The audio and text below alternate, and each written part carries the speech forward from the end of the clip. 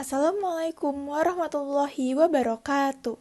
Perkenalkan, nama saya Hasnahanan Arikoh dari kelas 11 IPS 1. Apa kabar teman-teman di rumah? Semoga teman-teman selalu diberi kesehatan oleh Yang Maha Kuasa. Alhamdulillahirrabbilalamin, puji dan syukur kehadirat Allah Subhanahu wa Ta'ala karena berkat rahmat dan karunia-Nya sampai saat ini kita masih diberi kesehatan. Pada kesempatan kali ini, saya akan menyampaikan sebuah materi mengenai karya tulis ilmiah. Karya tulis ilmiah merupakan pelajaran dari Bahasa Indonesia di kelas 11 semester 2. Karya tulis ilmiah biasanya digunakan untuk meneliti suatu hal. Kita sebagai pelajar harus paham mengenai karya tulis ilmiah karena sangat bermanfaat untuk masa yang akan datang, seperti untuk membuat skripsi. Baiklah, kita langsung ke materinya mengenai karya tulis ilmiah. Yang pertama, apa itu karya tulis ilmiah? Karya tulis ilmiah adalah penyajian fakta mengenai keadaan atau kegiatan yang telah dilakukan serta mengemukakan hasil-hasil dari pengamatan dan analisis, baik dari lapangan, percobaan laboratorium, ataupun sumber kepustakaan. Biasanya, karya tulis ilmiah ini didasarkan pada data dan fakta yang objektif. Selanjutnya, mengenai tujuan dari karya tulis ilmiah. Yang pertama, memberikan penjelasan mengenai suatu permasalahan. Suatu permasalahan yang telah diteliti oleh penulis dapat dijelaskan melalui karya tulis ilmiah. Yang kedua, untuk memulai suatu kegiatan agar kegiatan yang telah dirancang dapat terlaksana dengan baik. Yang ketiga, untuk merangkum pelaksanaan suatu kegiatan. Suatu kegiatan yang telah dilakukan dapat dirangkum melalui karya tulis ilmiah. Yang keempat, mengkoordinasikan seluruh rangkaian kegiatan. Rangkaian kegiatan dapat dikoordinasikan terlebih dahulu melalui karya tulis ilmiah. Lalu, manfaat dari karya tulis ilmiah. Sebenarnya banyak sekali manfaat dari karya tulis ilmiah ini, tetapi di sini saya menggarisbawahi sebanyak 3 manfaat. Yang pertama, untuk menentukan kebijakan. Kebijakan apa yang akan diputuskan oleh penulis ataupun penerima dari karya tulis ilmiah dari permasalahan yang telah diteliti. Yang kedua, menentukan sikap yang tegas dan tepat. Yang ketiga, mengadakan perubahan terhadap kegiatan yang tidak disetujui. Jadi sebelumnya, pada saat kegiatan ini tidak disetujui, kita harus mengevaluasi kegiatan ini melalui karya tulis ilmiah. Selanjutnya, ciri-ciri dari karya tulis ilmiah. Yang pertama, jelas dan tegas. Dari kata lain, harus efektif. Yang kedua, fakta dan data bersifat objektif. Bersifat objektif ini harus sesuai dengan ilmu pengetahuan yang ada. Yang ketiga, menggunakan ragam bahasa ilmiah.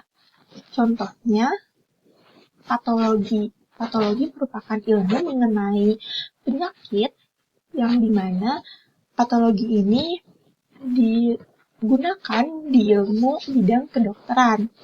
Yang keempat, bersifat dekoratif, yaitu kata memiliki satu makna. Contohnya seperti aku pergi ke lapangan untuk melihat kambing hitam. Di sini dimaksud kambing yang berwarna hitam, bukan makna lain dari kambing hitam. Yang kelima, menggunakan bahasa baku. Yang keenam, bacaan harus dipahami langsung oleh pembaca. Dengan kata lain, tidak boleh bertele-tele. Yang ketujuh, berupa hasil penelitian ataupun pengamatan. Tentunya, karya tulis ilmiah ini harus diteliti terlebih dahulu atau harus adanya analisis terlebih dahulu. Lalu, macam-macam dari karya tulis ilmiah. Terdapat tiga macam dari karya tulis ilmiah ini. Yang pertama, berdasarkan objek, seperti karya tulis ilmiah, keuangan, ataupun pelaksanaan kegiatan, dan lainnya. Yang kedua, berdasarkan tujuan, seperti karya tulis ilmiah penelitian, pengamatan, dan lainnya. Yang ketiga, berdasarkan jenjang pendidikan. Biasanya, karya tulis ilmiah ini dilakukan oleh mahasiswa ataupun mahasiswi dari universitas dari jenjang D3, D4, S1, S2, sampai S3. Contohnya, skripsi, tesis, dan disertasi. Selanjutnya, struktur dari karya tulis ilmiah. Yang pertama, ada kelengkapan awal. Nah, di kelengkapan awal ini terdapat 4 unsur. Yang pertama, halaman judul. Nah, judul ini harus ditulis dengan menarik dan jelas, sehingga pembaca mendapat gambaran tentang isi dari karya tulis ilmiah tersebut. Yang kedua, kata pengantar. Kata pengantar ini merupakan bagian yang berisikan ucapan syukur dan rasa terima kasih dari penulis. Yang ketiga, daftar isi mencakup inti-inti dari isi karya tulis ilmiah yang telah ditulis. Yang keempat, daftar tabel, gambar, dan lainnya, yaitu kumpulan dari beberapa urutan tabel yang menunjang pembuatan dari karya tulis ilmiah yang telah dibuat. Lalu, yang kedua, ada bagian inti. Di bagian inti ini terdapat 5 unsur. Yang pertama, pendahuluan. Di pendahuluan ini terdapat 4 unsur. Yang pertama, latar belakang. Latar belakang ini menjelaskan alasan timbulnya masalah dan pentingnya untuk dibahas. Yang kedua, rumusan masalah. Rumusan masalah ini merupakan segala sesuatu yang dianggap perlu dipecahkan oleh penulis. Yang ketiga, tujuan dari masalah, yaitu fokus pembahasan karya ilmiah tersebut berdasarkan masalah yang telah dirumuskan. Yang keempat, manfaat. Ini untuk meyakinkan pembaca mengenai manfaat dari penulisan karya tulis ilmiah tersebut. Selanjutnya, kerangka teoritis.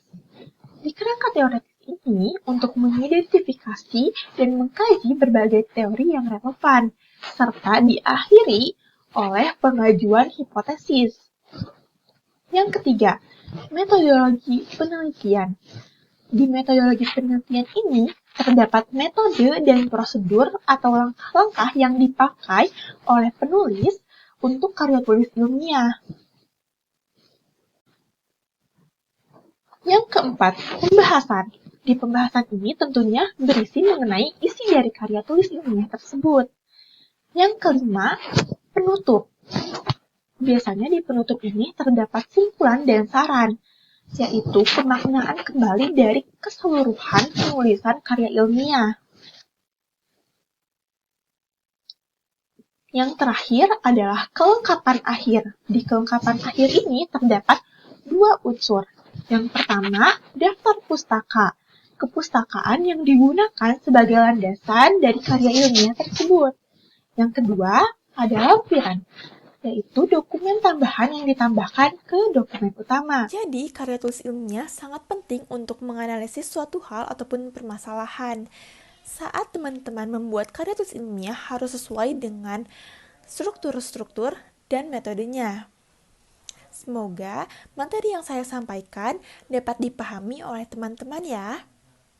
Jangan lupa untuk selalu semangat belajar. Mohon maaf apabila ada kesalahan.